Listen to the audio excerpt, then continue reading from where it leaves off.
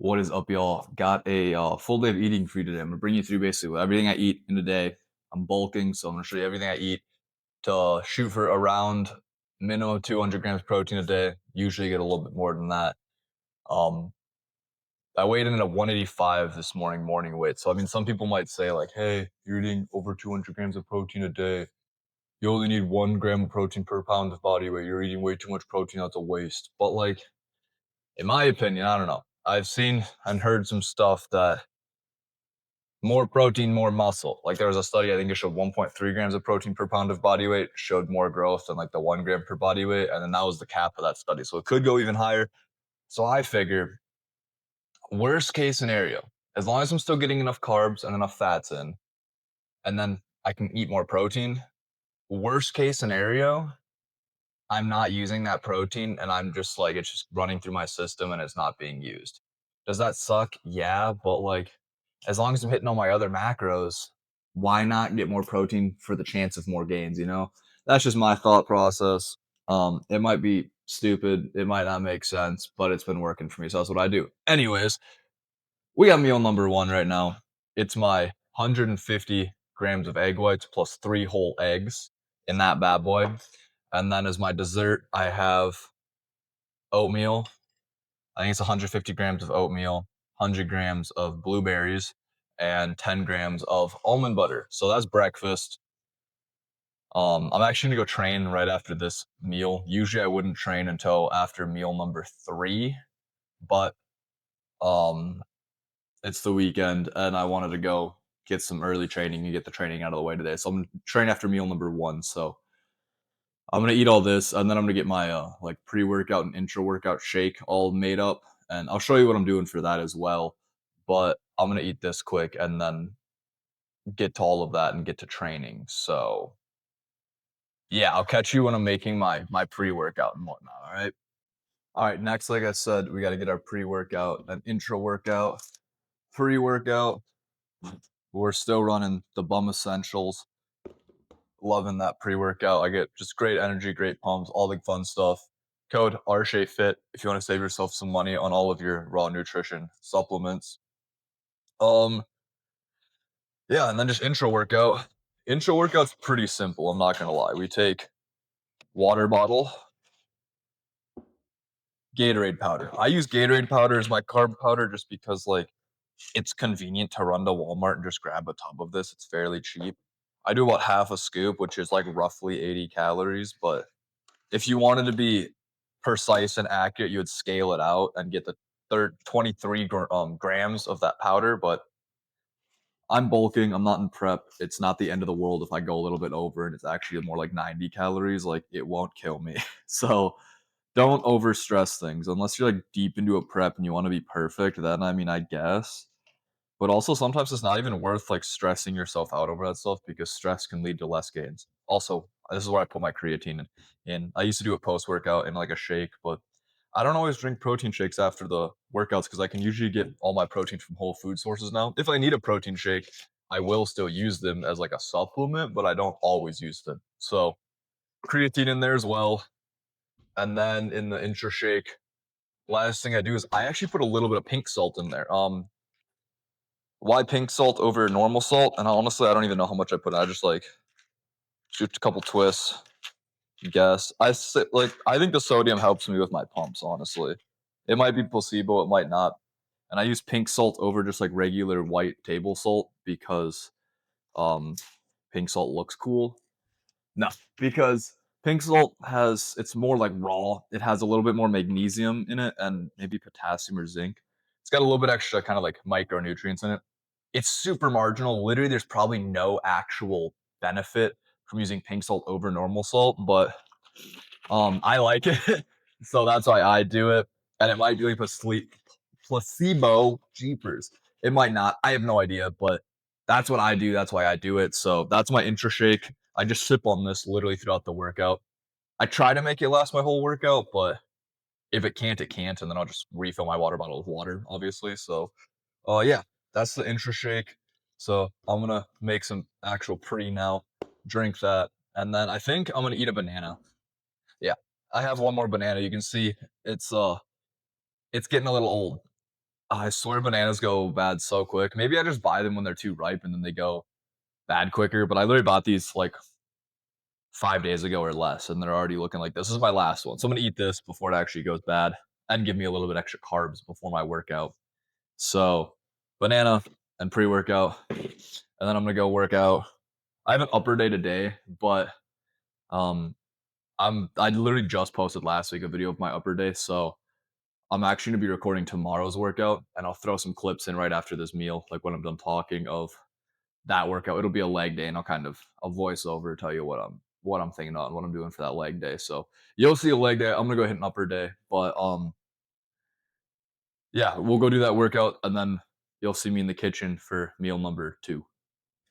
All right, so first thing I do on this leg day is I start with a quad dominant movement. I'm doing this linear hack squat, which I've noticed in the corner of my gym for pretty much forever, and I just never touched it. I kind of thought it was a useless piece of equipment, admittedly, and I've definitely eaten my words as of lately on that because I wanted to continue doing a squat pattern in my leg days, but I was getting a little bit sick of high bar squats, and we don't have a conventional hack squat at the gym I normally go to. So I was like, I'll give this thing a try. Turns out, once I got the feel for it, I actually really like it, and it absolutely sets my quads on fire. And I've been loving it lately for leg days. So I do this on my leg A day or my lower A day, and I've really been enjoying it. So when I'm setting this up, I focus on getting my feet nice and low on that kind of foot pad or foot plate right there, as you can see. My heels are way at the bottom. I kind of wish that this foot plate was a little bit longer so I could get my heels a little bit lower, but this works just fine. It's able to get a good bit of knee flexion, and I'm able to get nice and deep on this movement.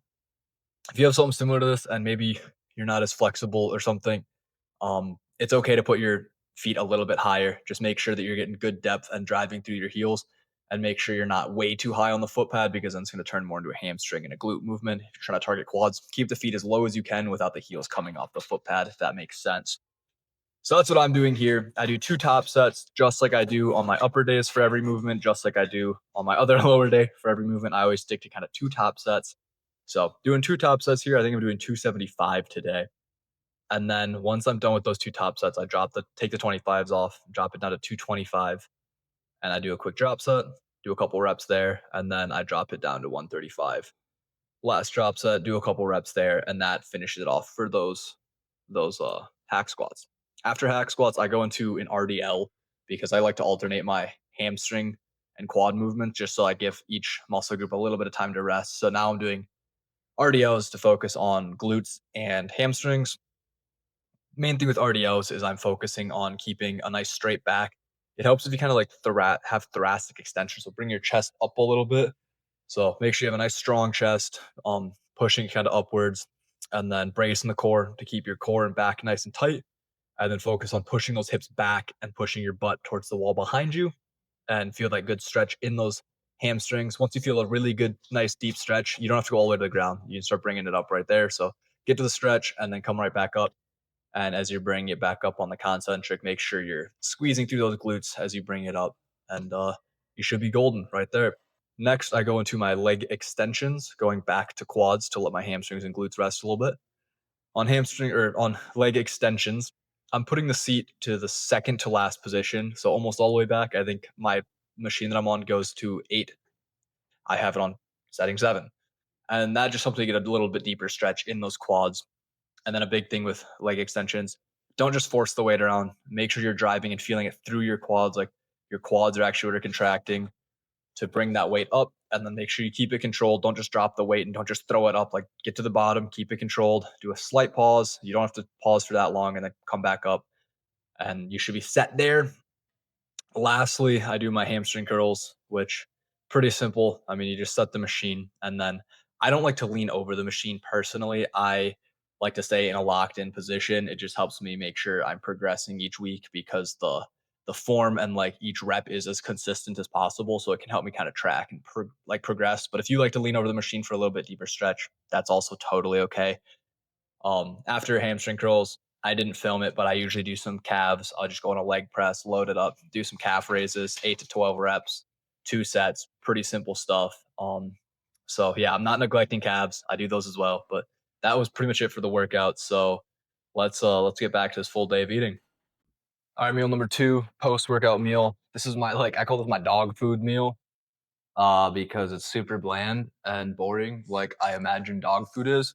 It's literally just 80 grams of rice. I scale it before cooking it, so 80 grams uncooked rice, and then cook it obviously, and then 100 grams of beef, and then I put a little like Lowry seasoned salt on it just to give it a little flavor, but pretty bland. But weirdly, I love this meal. It's one of my favorites. I think it's the blandness, honestly. I think, especially when I'm bulking, bland meals help me more because I don't really get sick of anything. Like there is no flavor to it to get sick of. If you have a meal that's super flavorful and tastes great, that's awesome because it tastes great. But then if you're eating it constantly, like every single day, like I eat all these meals every single day, it gets boring, and then you get sick of that flavor, and then it gets harder to eat because you're like, all this flavor, like I've had it way too much. Whereas if it's bland, like I don't know. I feel like I don't get sick of it because I'm like, I don't know. It's the same thing. It tastes like bleh, and that's fine. I like it, and a lot of people aren't like that, but I'm weird like that. I like some bland food, and I don't mind eating the same thing every day. But yeah, this is meal number 2. I'm gonna go chill on the couch while I eat this one. Watch some Baki. I just started Baki. It's pretty good so far. My girlfriend and I actually just finished Vinland Saga. Oh my god, that show is amazing. If you have not seen Vinland Saga, watch it. It's incredible. But I'm gonna go eat this, watch some Baki, relax, maybe play some Borderlands 4. I've been really into that lately, and then I'll check in on meal number 3. So I'll see you in probably like 2-3 hours. For me, for you, it's gonna be like that. But I'm gonna go eat and relax. All right, it is time for meal number 3. As you can see, I got some chicken here on a plate. So I did 120 grams of chicken. So I got some left over on the plate, and then I got the rest of it in this nice little bagel sandwich. So I do just a normal bagel, plain bagel, some chicken in there. Out of the 120 grams of chicken, I don't know how much is in here. I just and a little bit of cream cheese because cream cheese is tasty. And I got 3 cheese sticks. So that's meal number 3. I believe we still have 3 meals after this. Maybe 2 meals after this, actually. I'm trying to think. Is it even meal number 3? Yeah, it is. I'm losing track of so much, bro. Um, we'll see. Luckily, I track everything. I don't have a nice little sponsor like Macro Factor or anything. But if you comment at Jeff Nippert in the comments, maybe he'll hook me up.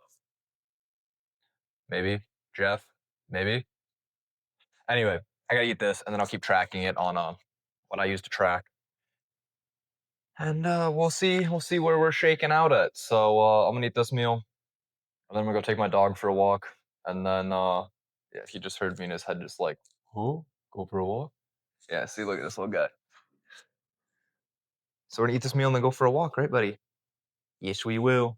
So so yeah, I'm gonna eat this and then go take him for a walk because I've been saying walk too much, and now he's getting crazy and way too excited. So I'll catch y'all at meal number 4. We got meal number whatever we're on. Our next meal. It is steak and rice this time instead of beef. I have steak. I have about 300 and I have 336 technically. It's like 340 grams roughly of steak, and then another 80 grams of rice. Uncooked is when I scale. I don't know how much it is after it absorbs the water and becomes cooked, but 80 grams uncooked rice, 340 grams of steak. This will put us really close to our calorie goal. I'm gonna have just one more meal towards the end of the night. Just to hold me over and kind of like top off the night. But for now, I'm gonna eat all this and then just go back to chilling. And we'll see you at the final meal of the day. So stay tuned. We got one more meal. So stay tuned to see what it is. Alrighty, now we're on to the last meal of the day. It's just a bowl of yogurt, bowl of Oikos Pro yogurt for that extra protein. I got 200 grams of yogurt in here, and this will round out the night for me. It'll bring us to just over 3,000 calories. I think it's like 3,092 or something. I don't know. Around 3,000 calories. Roughly 250 grams of protein.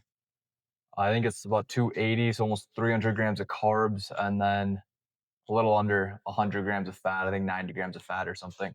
I'll pop the actual macros up over here somewhere so you can see the macros. But yeah, that's basically all that I'm doing for this bulk right now. Weight is still slowly trending upwards, so I'm gonna keep it how it is. If weight starts to level out and I plateau, then I'm gonna just add maybe like 200 calories onto this and keep going. So, not making crazy adjustments, not trying to just eat everything in sight because that's how you put on a ton of excess body fat. I want to like stay a semi decent body comp throughout this bulk just to make prep and everything next time I do another prep a lot easier. So I don't have to do some extreme dieting to lose a ton of body fat. I'd rather be putting on a ton of muscle, not much body fat. I mean, a little body fat, just kind of the cost you pay to bulk. But yeah, that's my plan. So I'm gonna eat this and then honestly call it a night. It's getting kind of late, so I need to get to bed. But I appreciate all of y'all for watching. If you enjoy, like, comment, subscribe, all that stuff, it really helps out. But yeah, with that said, that's all I got for you guys. So I will see y'all next Monday. Have a good one. Thanks for tuning in. Peace.